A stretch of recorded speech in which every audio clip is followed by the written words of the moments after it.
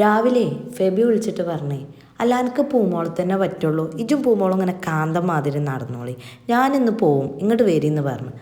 അല്ലെങ്കിലും ഫെബിൻ്റെ വെക്കേഷൻ കഴിഞ്ഞോളൂ തിരിച്ചു പോകാനായിട്ടുണ്ട്. നെയ്നൂന് ഇന്ന് സ്കൂൾ തുറക്കും. അതുകൊണ്ട് തന്നെ ഞാനും പൂമോളും രാവിലെ അങ്ങോട്ട് ചെന്നപ്പോൾ ഫെബി അവിടുത്തെ കൃഷിക്കൊക്കെ നനക്കണ തിരക്കിലാട്ടോ. അബിൻ്റെ കൃഷിയാണത്. ഫെബി സത്യം പറഞ്ഞാൽ വരുന്നത് തന്നെ പോവാനാണ്. ഞാനും പൂമോളൊക്കെ പോകുന്നത് തന്നെ പോരാനുമാണ്. അവിടെ കുറേ നേരം വർത്താനം പറഞ്ഞിരുന്നപ്പോഴേ ഞാൻ പൂമോളോട് പറഞ്ഞു, നമുക്ക് ഇളയമ്മാൻ്റെ അടുത്തേക്ക് ഒന്ന് പോവാന്നുള്ളത്. ഞങ്ങൾ ഫാമിലിയിലത്തെ ഏറ്റവും പ്രായം ചെന്ന ആളാണ് ഇപ്പോൾ ഇത് ഇളയമ്മ.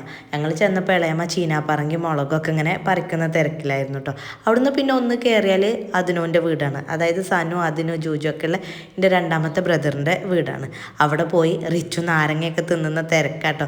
കുറേ സമയം അവിടെ ഇരുന്നിട്ടാണ് പിന്നെ വീട്ടിലേക്ക് തിരിച്ചു പോകുന്നത് കേട്ടോ. സനു പറഞ്ഞു ചോറൊക്കെ വെച്ചിട്ട് പോകാം, അവിടെ ഇരിക്കാൻ പറഞ്ഞു. കുറേ ഇരുന്നു, പിന്നെ ഭക്ഷണമൊന്നും കഴിക്കാൻ നിന്നില്ല, തിരിച്ചു പോന്നു. വീട്ടിൽ വന്ന് ചോറ് തിന്നില്ല കേട്ടോ. രാവിലത്തെ ചപ്പാത്തിയും കറിയൊക്കെ ഉണ്ടായിരുന്നു, അതെടുത്ത് കഴിച്ചു.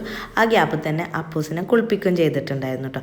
അപ്പൂസിനെ ഉറക്കാൻ നിന്നപ്പോഴേക്കുമാണ് കാളകൂട്ട് കഴിഞ്ഞ് നമ്മളെ കന്നിനെ കൊണ്ടുവന്നത് കേട്ടോ.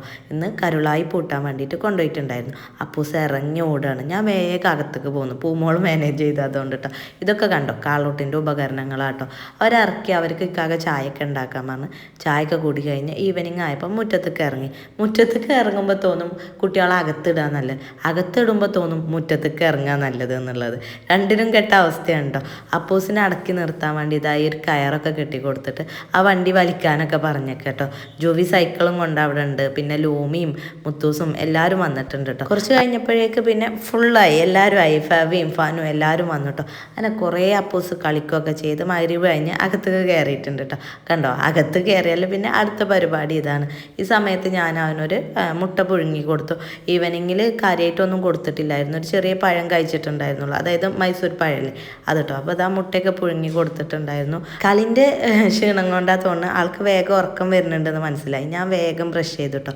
ബ്രഷ് ചെയ്ത് ശീലിച്ച് വരുന്നേ ഉള്ളൂ. അപ്പോൾ ഇതാ അടക്കി നിർത്താനുള്ളൊരു സൂത്രമാണ്. ഫ്രണ്ട് ക്യാമറ ഓൺ ആക്കിയിട്ട് സ്ക്രീനിൽ കാണുന്ന അപ്പൂസിനോട് സംസാരിക്കും, അത് നല്ല കുട്ടിയാണ് ബ്രഷ് ചെയ്യുമെന്നൊക്കെ പറഞ്ഞ്. അങ്ങനെ ഒരു മയത്തിൽ ബ്രഷൊക്കെ ചെയ്ത് ആൾ ഉറക്കിയിട്ടുണ്ട്. പിന്നെ ഞാനിത് അവിടെ അലമാരൊക്കെ ഒന്ന് ഒതുക്കി വെച്ചിട്ടോ. അതൊക്കെ ഒതുക്കി പിന്നെ കുറേ സിബ് പോയ മാക്സിയൊക്കെ ഉണ്ടായിരുന്നു, അതൊക്കെ കൂട്ടിയടിച്ച് ആ സമയത്താണ് ഇത് അവിടെ എൻ്റെ PGൻ്റെ സർട്ടിഫിക്കറ്റ് എത്തിയിട്ടുണ്ട്. ഞാനതിന് അപ്ലൈ ചെയ്യാൻ മറന്നതായിരുന്നു കേട്ടോ. ഇതൊക്കെ കഴിഞ്ഞ് ഫുഡൊക്കെ കഴിച്ച് ലൈറ്റ് ഓഫ് ചെയ്ത് ഞാൻ പോയി കിടക്കട്ടെ. അപ്പോൾ ഇന്നത്തെ വിശേഷങ്ങൾ ഇത്രയേ ഉള്ളൂ. മറ്റൊരു വീഡിയോയിൽ നമുക്ക് നാളെ വീണ്ടും കാണാം.